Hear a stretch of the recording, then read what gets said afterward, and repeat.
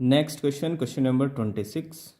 कहाँ गया पेन? ये रहा। अरे फिर गायब हो गया। मिल गया।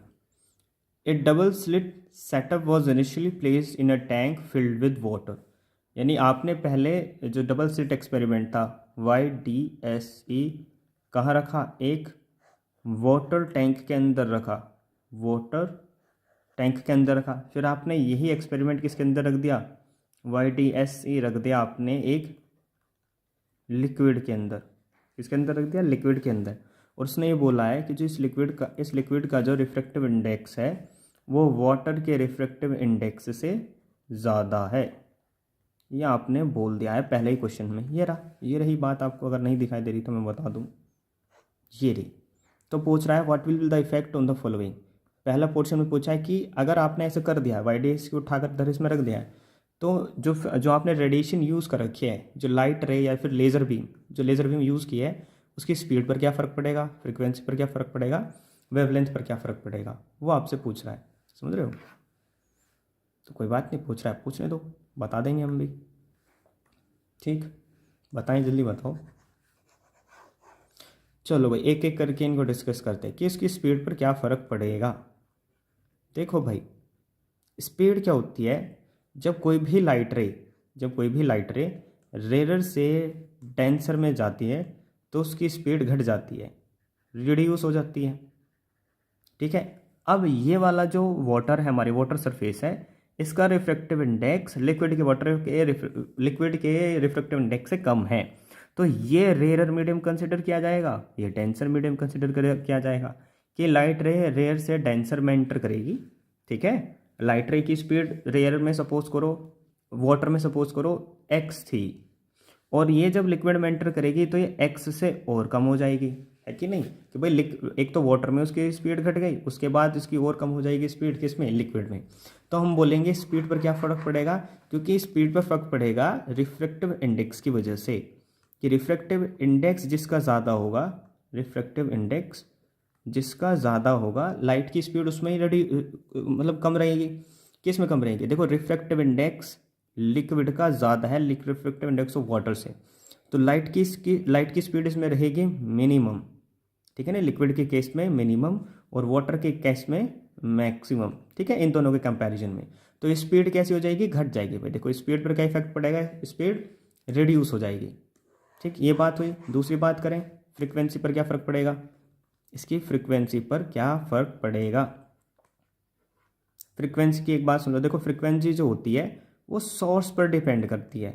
फ्रिक्वेंसी सोर्स पर डिपेंड करती है, ना कि मीडियम पर डिपेंड करती है, ना ही रिफ्रैक्टिव इंडेक्स पर डिपेंड करती है। समझ रहे हो? ना ही किसी मतलब एंड नथिंग, किसी भी चीज़ पर डिपेंड नहीं करती हमारी फ्रीक्वेंसी। तो फ्रीक्वेंसी तो हमारी रहेगी अनचेंज्ड। फ्रीक्वेंसी कैसी रहेगी? अनचेंज्ड। दूसरी बात, ठीक है, फिर है हमारी वेवलेंथ। ठीक है जी, वेवलेंथ। ओए वेवलेंथ कि वेवलेंथ पर क्या फ़र्क पड़ेगा? आपने एक रिलेशन पढ़ा था कि frequency is equals to C upon refractive index, या N equals to, sorry frequency का फॉर्मूला नहीं था ये है हमारी speed of light in medium.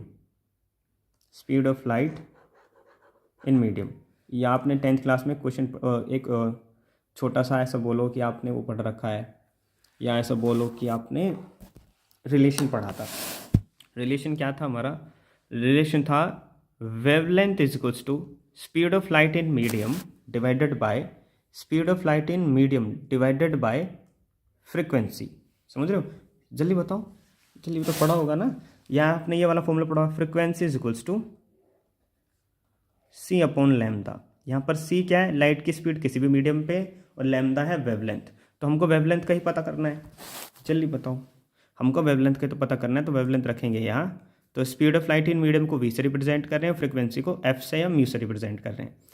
Frequency तो रहती है कांस्टेंट, क्योंकि ये सोर्स पर डिपेंड करती है। लेकिन जो हमारी मीडियम में लाइट की स्पीड है वो डिक्रीज हो रही है। लिक्विड में लाइट की स्पीड डिक्रीज हो रही है, या फिर इस लेज़र बीम की स्पीड डिक्रीज हो रही है, तो वेवलेंथ भी डिक्रीज कर जाएगा। तो वेवलेंथ पर क्या इफेक्ट आएगा कि वेवलेंथ भी रिड्यूस या फिर डिक्रीज हो जाएगी। ए पार्ट खत्म, इसका बी पार्ट देखें। बी पार्ट क्या बोला है उसने, बी पार्ट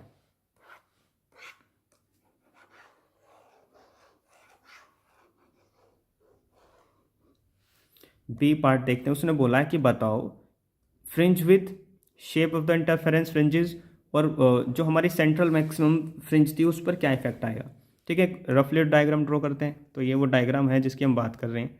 ठीक है, इसको हम सेंट्रल फ्रिंज बी नोड बोलते हैं, और ये जो हमारी B1 होती है, अगली ब्राइट फ्रिंज होती है, इन दोनों के बीच की डिस्टेंस को आप फ्रिंज विद या बीटा बोलते हो। ठीक है, और ये जो होता है आपको दिख रहा होगा, ये B2 फ्रिंज मिलेगी, यहाँ पर डार्क, यहाँ पर भी डार्क, इनको बोलते हैं हम इंटरफेरेंस फ्रिंजेस। इंटरफेरेंस फ्रिंजेस, सभी को इंटरफेरेंस फ्रिंजेस बोलते हैं।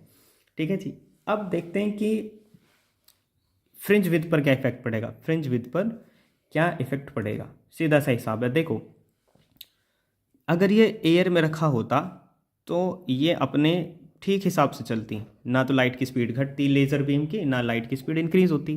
क्योंकि डेंसर मीडियम में लाइट की स्पीड घट गई है, तो इसकी जो हमारी फ्रिंज विद होगी, पहले हमारे अगर सेंट्रल मैक्सिमा यहाँ था, दूसरी फ्रिंज कहाँ बनेगी इसकी, B1 इस पोर्शन पे बनेगी, यानी इसकी फ्रिंज विद रिड्यूस कर जाएगी। फ्रिंज विद कैसी कर जाएगी, रिड्यूस कर जाएगी। कर क्यों रही है, क्योंकि लेज़र बीम की लाइट की स्पीड घट रही है। Shape of the interference fringes, कि भाई जो इंटरफेरेंस के फ्रिंजेस हैं, जो इंटरफेरेंस वाले फ्रिंजेस हैं, उस पर क्या, उसकी जो शेप है, इंटरफेरेंस की शेप है, उस पर क्या इफेक्ट आएगा। देखो भाई, सीधा सा हिसाब है, सीधा सा देखो। अगर आप ये समझना चाहते हैं कि फ्रिंज विड्थ क्यों घटेगी, तो फ्रिंज विड्थ का फॉर्मूला लिखो, beta is equals to lambda D by D. अभी अभी हमने देखा कि वेवलेंथ जो है डिक्रीज कर जाएगी। अगर वेवलेंथ डिक्रीज करेगी तो हमारा बीटा भी डिक्रीज कर जाएगा। ठीक बात। दूसरी बात, इंटरफेरेंस पर क्या फ़र्क पड़ेगा। देखो, इंटरफेरेंस पैटर्न पर फ़र्क तब पड़ता है जब आप स्क्रीन को घटाएंगे बढ़ाएंगे, यानी कैपिटल डी को घटाएंगे बढ़ाएंगे, ठीक है, और इस स्मॉल डी डिस्टेंस को इंक्रीज या डिक्रीज करेंगे, तभी पैटर्न पर फ़र्क पड़ेगा, वरना इंटरफेरेंस फ्रिंजेस पर कोई फ़र्क नहीं पड़ेगा। तो ये कैसी रह जाएगी, अनचेंज रह जाएगी, क्योंकि मीडियम पर नहीं, लेकिन एक्सपेरिमेंट में वेरिएबल डिस्टेंस पर डिपेंड करती है। सेंट्रल मैक्सिमा बी नोड, देखो सेंट्रल मैक्सिमा तब बनता है जब हमारे दोनों, यहाँ से दोनों जो सेकेंडरी वेवलेट्स निकली हैं, उन वेवलेट्स में जो हमारा पाथ डिफरेंस हो, कितना, पाथ डिफरेंस कैसा हो, 0। आप इस सेटअप को कहीं भी रख लो, तो सेकेंडरी वेवलेट्स के लिए एक लाइट रे ऐसे भी बनेगी, या फिर एक ऐसा पैटर्न भी बनेगा जिसका पाथ डिफरेंस कितना रहेगा, 0 रहेगा, जिसको हम सेंट्रल मैक्सिमा बोलते हैं। तो हमारा सेंट्रल मैक्सिमा भी अनचेंज रहेगा। क्यों, क्योंकि इसका पाथ डिफरेंस कैसा है, 0 है। सबके रीजन मिल गए। चले नेक्स्ट क्वेश्चन चलते हैं। चलो,